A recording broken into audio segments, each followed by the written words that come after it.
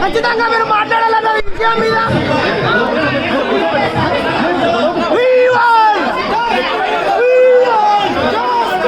నిరుద్యోగుల కోసం 50% కేటాయిస్తే ఖచ్చితంగా మిమ్మల్ని గెలిపించింది మీరే. కనీసం లైబ్రరీలకు రారు.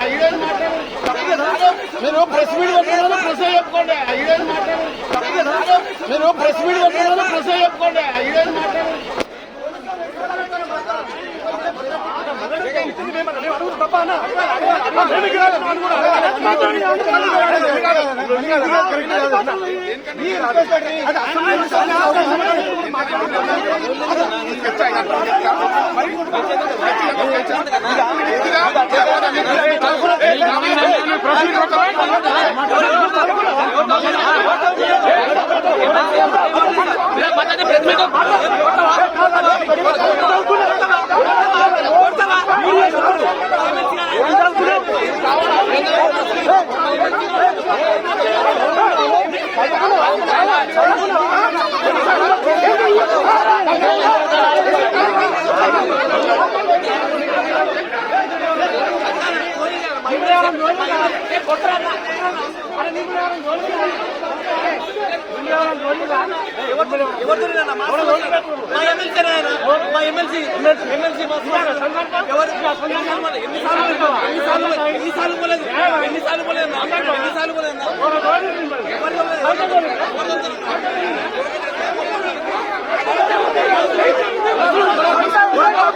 ఇంద్రపరంగా అన్న మా ఎమ్మెల్సీ ఎవరు అడుగుతారన్నా ఎవరు అడుగుతారు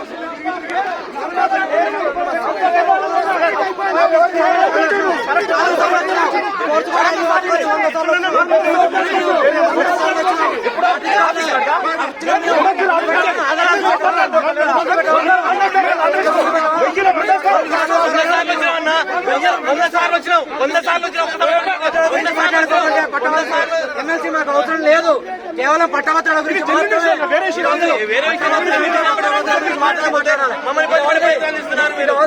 పట్టభద్రుల ఇది నిరుద్యోగులందరూ ఈ రోజు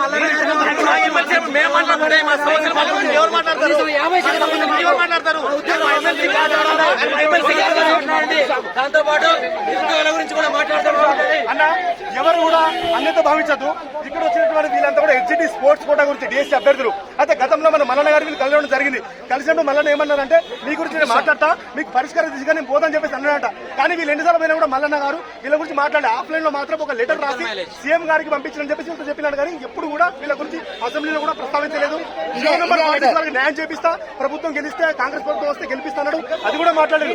మా ఆవేదన మాత్రమే అన్నతో చెప్పుకున్నాం. మల్లన్న అంటే నాకు కోపం లేదు, మల్లన్న మన పెద్దింటి అన్న అని అనుకుని అన్నని అడగడానికి వచ్చా మేము. అన్న నీకు అధికారం వచ్చింది, నీకు హోదా వచ్చింది, అసెంబ్లీలో చట్టసభ నుండి వెళ్ళినవు, అప్పుడు ఎందుకు ప్రస్తావించలేదు? ఎమ్మెల్సీ ఎలక్షన్ మొత్తమే గ్రాడ్యుయేషన్ కదా మీకు ఓటేసామని చెప్పేసి. సో ఇది అడగడానికి వచ్చిన తప్ప ఇక్కడ వేరే వాళ్ళందరూ కూడా మేము ఏదో కావాలని అన్న మీదకి ఏదో ఉసుగోల్పడం వచ్చామని అనుకుంటున్నారు. తప్పు, అట్లా భావించదు. మల్లనంటే మా ఇంటి అన్న కాబట్టి అరే హక్కు స్వేచ్ఛ మాకు ఉందని చెప్పేసి వచ్చినాం తప్ప వేరే విధంగా కాదు. వీళ్ళ జెన్యున్ ఇష్యూ మా జియో పార్టీ గురించి మాట్లాడాలి, మాకు కూడా న్యాయం చేయాలి. అందరికి కూడా డిఎస్సీ స్పోర్ట్స్ కోటాలో 2024లో మాకు 100 ఉద్యోగాలు ప్రకటించడం జరిగింది. అయితే ఈ 100 ఉద్యోగాల్లో మాకు స్పోర్ట్స్ వ్యక్తులకి కనీసం 100 మంది